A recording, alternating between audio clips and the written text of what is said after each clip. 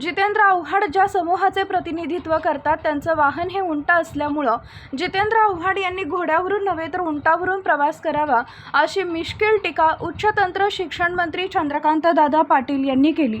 सांगली जिल्हाधिकारी कार्यालयामध्ये जिल्हा नियोजन समितीच्या बैठकीनंतर चंद्रकांत दादा पाटील हे प्रसार माध्यमांशी बोलत होते। यावेळी जिल्हाधिकारी मैना घोष, पोलीस अधीक्षक तुषार दोशी, जिल्हा परिषदेचे सीईओ विशाल नरवाडे, महापालिकेच्या आयुक्त संजिता महापात्रा या उपस्थित होत्या। विकास साधत असताना काहीतरी मिळवण्यासाठी काहीतरी घालवावे लागते।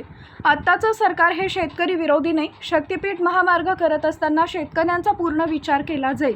मात्र शक्तीपीठ महामार्गाला विरोध करणाऱ्या जयंत पाटील यांना सांगली ते पेठ रस्ता अद्याप करता आला नव्हता अशी टीका करून उच्चतंत्र शिक्षण मंत्री चंद्रकांत दादा पाटील पुढे म्हणाले, व्यक्ती स्वातंत्र्य आहे, भाषण स्वातंत्र्य आहे, मात्र वाटेल तशी टीका करणार असाल तर मग आम्ही तोंड उघडलं तर ते तुम्हाला परवडणार नाही असा इशाराही उच्चतंत्र शिक्षण मंत्री चंद्रकांत दादा पाटील यांनी यावेळी दिला।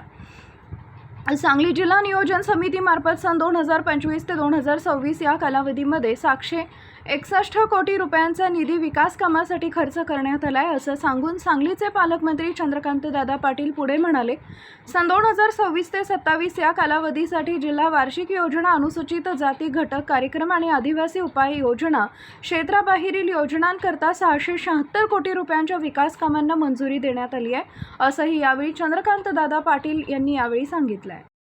उंटावर बसायला पाहिजे होतं, कारण ते ज्या समूहाला ते रिप्रेझेंट करतात तर तो समूह उंटावरून प्रवास करतो। ते चुकून घोड्यावर गेले। घोडा म्हटल्यानंतर ते छत्रपती शिवाजी महाराजांपर्यंत आलं ना, तर ते कुठे छत्रपती शिवाजी महाराजांना मानतात? तर ते ज्याला मानतात त्यांचं वाहन उंट आहे, त्यामुळे ते उंटावर। शेतकऱ्यांवर अन्याय करणारं हे सरकार नाही।